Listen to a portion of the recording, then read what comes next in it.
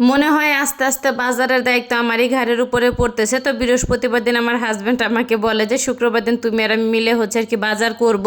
তো শুক্রবার দিন ঘুমে থেকে উঠে তার এত আর কি ব্যস্ত হয়ে পড়ছে যে সকাল সকালে হচ্ছে সে রেডি হয়ে তার কর্মস্থানে আর কি চলে গেছে। তার অনেক আর কি কাজের চাপ ছিল।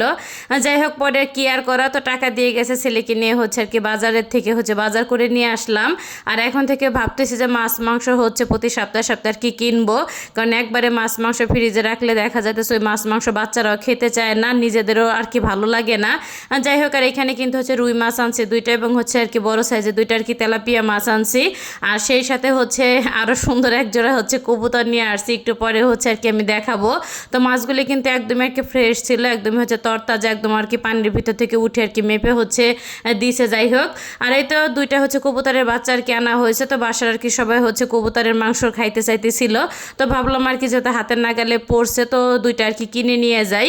তো দুইটা হচ্ছে কবুতরের বাচ্চা কিনে এনে মনে হয় যে একদম পরিষ্কার করতে করতে পুরো হচ্ছে দিনটা আমার পার হয়ে গেছে কোথায় দিয়ে আমি নিজেও জানি না। আর আমার বাবু তো সেই খুশি, আবার দেখা যেতেছে ভয়ও পায়, ধরতে যায় আবার ধরেও না। যাই হোক তো মাছগুলো হচ্ছে কেটে ধুয়ে ফ্রিজে রেখে দিছি। তারপর হচ্ছে কবুতরের বাচ্চা দুইটা হচ্ছে পরিষ্কার করছে অনেক সময় নিয়ে।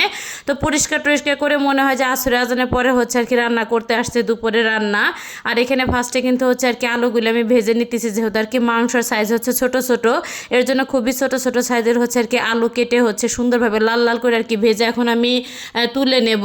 আর হচ্ছে কবুতরের মাংস খেতে কে কে পছন্দ করেন অবশ্যই কিন্তু কমেন্ট করে জানাইতে পারেন। আর এতে এখানে কিন্তু হচ্ছে আলুটা ভাজা হয়ে গেলে ওই তেলের ভিতরে তো গরম মশলা তেজপাতাটা দিয়ে দিলাম, সুন্দর একটা ঘ্রাণ আসলে কিন্তু এখানে মরিচ এবং হচ্ছে পেঁয়াজটা দিয়ে দিলাম। তো কবুতরের মাংস যেহেতু একটুখানি হচ্ছে গা মাখা টাইপের আর কি আমি রান্না করব। যাই হোক তো ভাজা হয়ে গেলে কিন্তু এখানে হচ্ছে আদা রসুনটাও দিয়ে দিলাম। তো আদা রসুনটা দেওয়া হয়ে গেলে সুন্দরভাবে হচ্ছে নেড়ে চেড়ে আর কি ভেজে নেব কাঁচা গন্ধ আর কি যাওয়া পর্যন্ত। আর একটুখানি পানি দিয়ে দিলাম, যেহেতু আর কি মশলাটা হচ্ছে নিচে আর কি বারবার লেগে যাইতেছিল। আর এখন হচ্ছে আর কি শুকনো মশলাগুলো আমি দিয়ে দিলাম।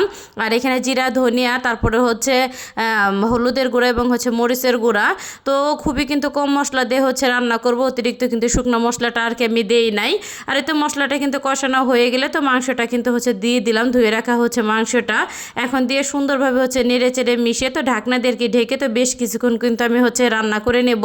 তার আগে কিছুটা পরিমাণ হচ্ছে লবণ দিয়ে দিলাম, আর লবণ ছাড়া তো রান্নাটা একদমই আর কি অসম্পূর্ণ থেকে যায়। যাই হোক আর এই তো মাংসটা কিন্তু অনেকটা আর কি কষানো হয়ে গেছে, সুন্দর কিন্তু তেলটা উঠে আসছে, এর মাঝে কিন্তু অনেকবার আর কি নেড়ে চেড়ে দেওয়া লাগছে। আর এই তো এখন কিন্তু ভেজে রাখা হচ্ছে আলুটা দিয়ে তো আবারও কিন্তু হচ্ছে ঢাকনা দিয়ে ঢেকে বেশ কিছুক্ষণ কিন্তু হচ্ছে রান্না করে নেব। আর এই চুলায় যেহেতু আর কি রান্না করতে গেলে এক পাশে হচ্ছে তাপটা আর কি বেশি লাগে, এর জন্য হচ্ছে বারবার আর কি নেড়ে চেড়ে দিতে হইতেছে, না হলে কিন্তু এক পাশে আর কি লেগে যাইতেছে। যাই হোক আর এই তো ঝোলের জন্য পরিমাণ মতন পানি দিয়ে বেশ কিছুক্ষণ কিন্তু আমি রান্না করে নিয়েছি। তো লাস্টে আবার একটুখানি হচ্ছে লবণ আর কি প্রয়োজন ছিল, তো একটুখানি আর কি লবণ আমি দিয়ে দিলাম। আর এই তো আমার রান্নাটা কিন্তু আর কি শেষ, এইভাবে হচ্ছে আর কি গামাখা টাইপের হচ্ছে আমি রান্না করছি। আর হচ্ছে কবুতরের মাংসটা খেতে কিন্তু অসাধারণ আর কি হয়েছে। তো ভিডিওটা কার কাছে কেমন লাগলো অবশ্যই কিন্তু কমেন্ট করে জানাতে একদমই ভুলবেন না। তো দেখা হবে পরবর্তী কোনো ভিডিওতে, সে পর্যন্ত সবাই ভালো থাকবেন, সুস্থ থাকবেন, আল্লাহ হাফেজ।